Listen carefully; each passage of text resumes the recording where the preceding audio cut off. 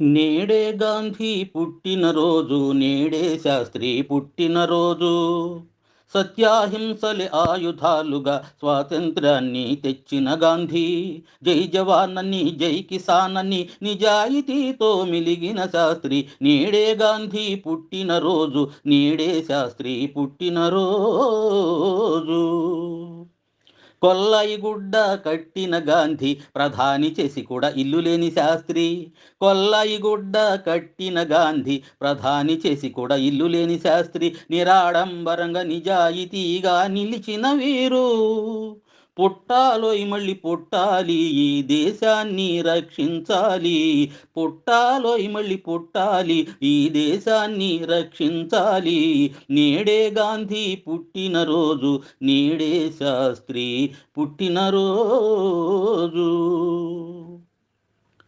గాంధీజీ 1869 సంవత్సరంలో, లాల్ బహదూర్ శాస్త్రి 1904 సంవత్సరంలో ఇరువురు అక్టోబర్ 2వ తేదీనే జన్మించారు. గాంధీజీకి గల జాతీయ అంతర్జాతీయ ప్రాచుర్యం వల్ల అక్టోబర్ 2 ఏమిటి అని ప్రశ్నిస్తే గాంధీ జయంతి అని చెప్పేవాళ్ళే ఎక్కువ, శాస్త్రి జయంతి అని చెప్పేవారు చాలా తక్కువ. ఈ విషయాన్ని చంద్రం గారు మహాత్ముడనే లఘుకావ్యంలో శాస్త్రిజీని ఉద్దేశించి ఇలా అంటున్నారు: జాతిపిత మహాత్ముడు గాంధీ జననమందినట్టి తేదీనే నీవునో పుట్టినావు.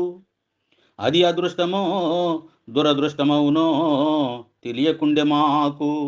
అక్టోబరు 2 నాడు జాతిపిత జయంతి జరుపుకుందుముగాని నీ జయంతి జరుపు నియతి లేదు.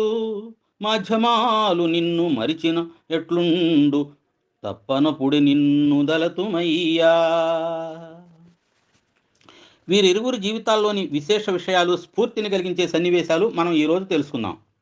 సత్యాహింసల మార్గంతో రవి అస్తమించని బ్రిటిషు సామ్రాజ్యానికి పడమర దారి చూపి బ్రిటిషు సామ్రాజ్య రవిని అస్తమించేటట్లు చేసి భరతమాత తలరాతను మార్చిన విధాత జాతిపిత మహాత్మా గాంధీ.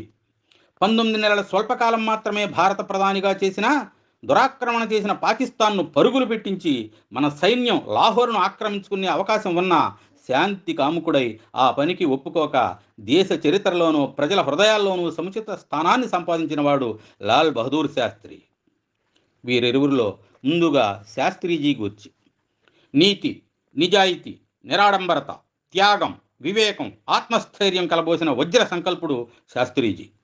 అరయలూరులో రైలు ప్రమాదం జరిగితే రైల్వే మినిస్టర్గా ఉన్న శాస్త్రిజీ విషయం తెలుసుకొని ఎవరు కోరకుండానే నిమిషాల్లో మంత్రి పదవికి రాజీనామా చేసి కార్యాలయం నుండి కొద్ది దూరం నడిచి వెళ్ళి సిటీ బస్ ఎక్కి ఇంటికి చేరుకున్నాడు. నాకు ఉద్యోగం లేదు, ఒక్క కూర మాత్రమే వండు అని భార్య లలితాదేవితో అన్నట్ట. ఉద్యోగం మానేశాను, మరో ఇంట్లోకి మారిపోదాం అంటూ వెంటనే గవర్నమెంట్ క్వార్టర్స్ ఖాళీ చేసి అద్దె ఇంట్లోకి మారిపోయాడు.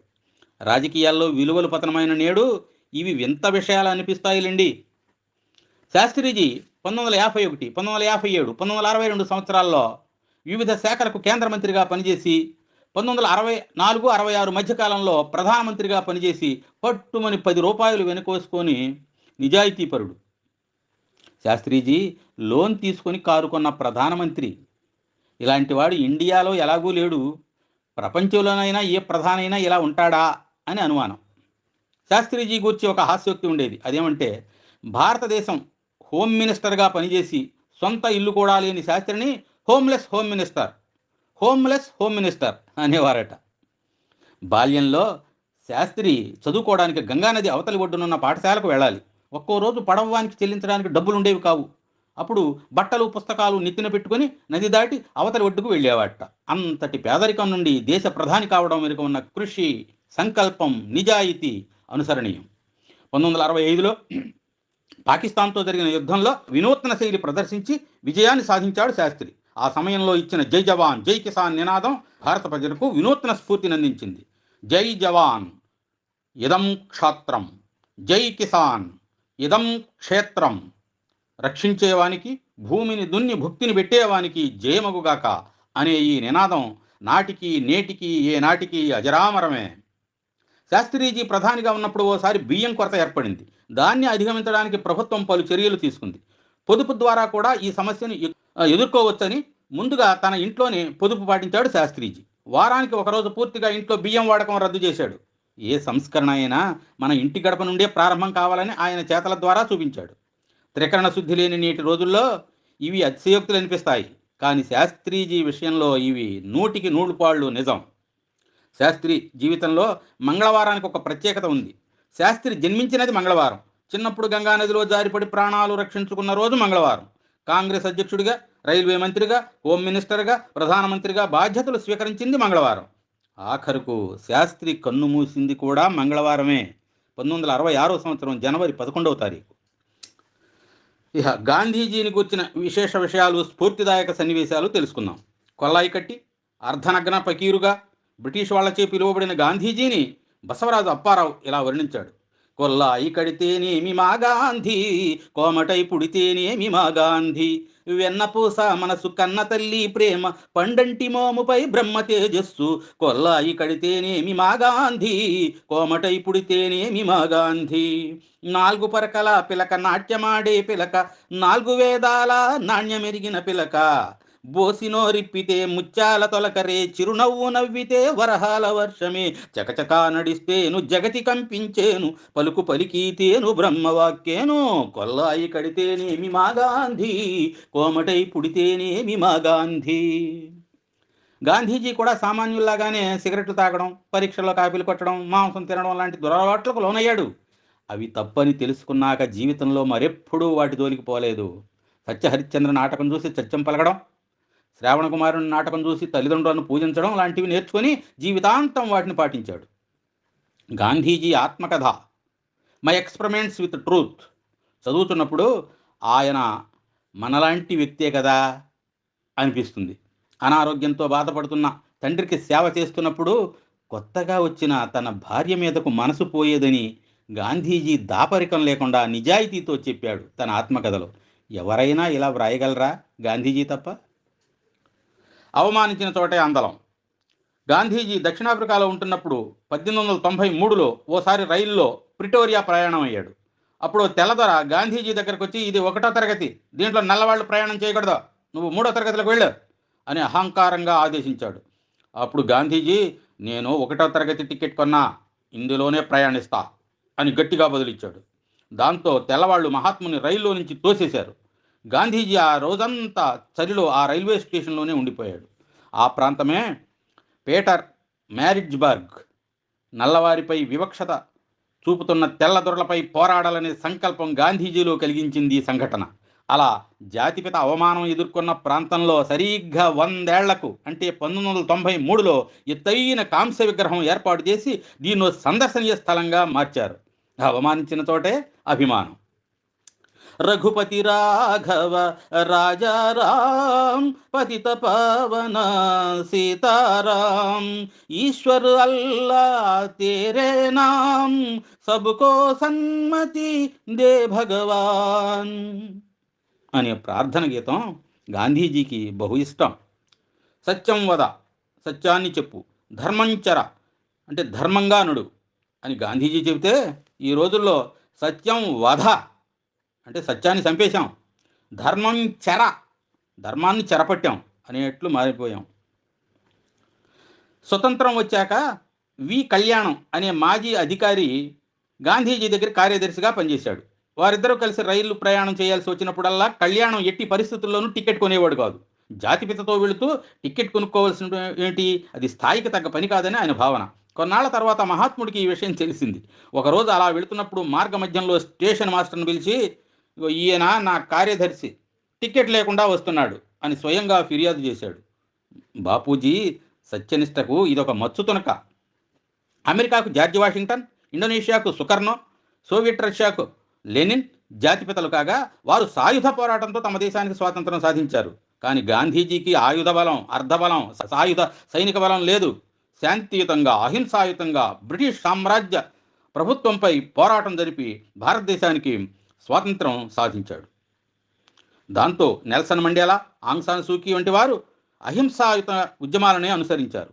గాంధీజీ జన్మదినోత్సవమైన అక్టోబర్ 2వ తేదీని అంతర్జాతీయ అహింసా దినోత్సవంగా పాటించాలని ఐక్యరాజ్య సమితి తీర్మానించింది. గాంధీజీకి గుడి. తెనాలివాసి దస్తావేజు లేఖకుడు అయిన వజ్రాల రామలింగాచారి మహాత్మా గాంధీ శాంతి సేవాపీఠం ప్రారంభించి 2004లో గుడి కట్టి అందులో నిలువెత్తు గాంధీజీ విగ్రహాన్ని స్థాపించాడు. గాంధీ పేరట అష్టోత్తర నామావళి, సహస్ర స్తోత్ర నామావళి తానే స్వయంగా రచించి నిత్యం గుడిలో దీపధూప నైవేద్యాలు సమర్పిస్తున్నాడు.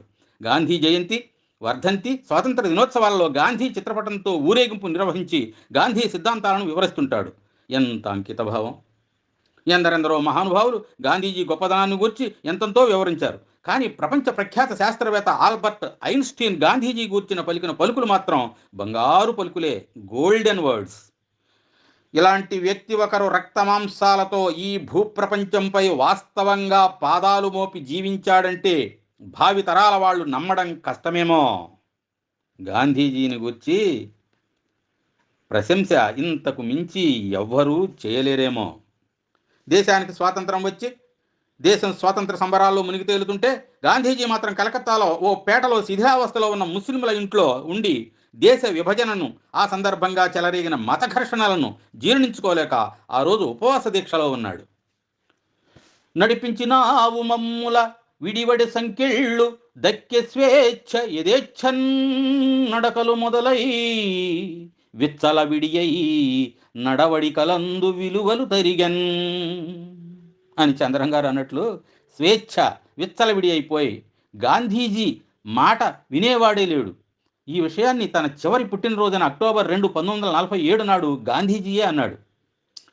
స్వతంత్ర భారతంలో గాంధీజీ తొలి ఆఖరు పుట్టినరోజు 1947 అక్టోబర్ 2. ఢిల్లీలో జరిగిన ప్రార్థన సమావేశంలో ఆయన ఉద్వేగంగా మాట్లాడాడు. ఈ విధంగా అన్నాడు: ఉపవాసం, నూలు వడకడం, ప్రార్థన, ఇది పుట్టినరోజు జరుపుకునే సరైన పద్ధతి అని నా భావన. మీ అందరికీ ఇవాళ నా పుట్టినరోజు, కానీ నాకు మాత్రం సంతాపదినం. ఇంకా బతికున్నందుకు ఆశ్చర్యంగాను సిగ్గుగాను ఉంది. ఇన్నాళ్ళు లక్షల మంది నా మాట మీద నడిచారు. ఇవాళ ఒక్కరూ నా మాట వినడం లేదు. నిజంగా నా పుట్టినరోజు సంబరంగా చేసుకోవాలనుకుంటే మనసుల్లో నుంచి విద్వేష భావాన్ని తొలగించుకోండి, అది మీ బాధ్యత అని ఉద్వేగంగా అన్నాడు గాంధీజీ. శాస్త్రీజీ జీవితంలో మంగళవారం నాడు అనేక సంఘటనలు జరిగినట్లే గాంధీజీ జీవితంలో శుక్రవారం నాడు అనేక సంఘటనలు జరిగాయి. గాంధీజీ పుట్టింది శుక్రవారం 1869 అక్టోబర్ 2. భారతదేశానికి స్వాతంత్రం వచ్చింది శుక్రవారమే 1947 ఆగస్టు 15. ఆఖరికి గాంధీజీ హత్య గావించబడింది శుక్రవారమే 1948 జనవరి 30. గాంధీజీ అంతిమయాత్ర 8 కిలోమీటర్ల వరకు నడిచిందట. 125 దేశాలు ఆయన పోస్టల్ స్టాంపును ముద్రించాయి. దేశ విదేశాల్లో వేలాది గాంధీ విగ్రహాలు వెలిశాయి. ఇలాంటి మహాత్ముని నేటి తరం విస్మరించడమే కాదు, విమర్శిస్తుంది కూడా. దాదాగిరిలాగా గాంధీగిరి అనే వింత పదాన్ని సృష్టించారు. నేటి యువతరం గాంధీజీ తత్వాన్ని, వ్యక్తిత్వాన్ని సరిగా అర్థం చేసుకుంటే ఆయన ఎడల ఉన్న అపోహలన్నీ పటాపంచలైపోతాయి. అన్ని రంగాల్లో అసహనం, విశృంఖలత్వం పెరిగిపోతున్న ప్రస్తుత తరుణంలో గాంధీ మార్గమే మేలైన మార్గం. గాంధీజీ, శాస్త్రీజీల జయంతుల సందర్భంగా ఆ మహామహులకు ఘన నివాళులర్పిస్తూ జై హింద్.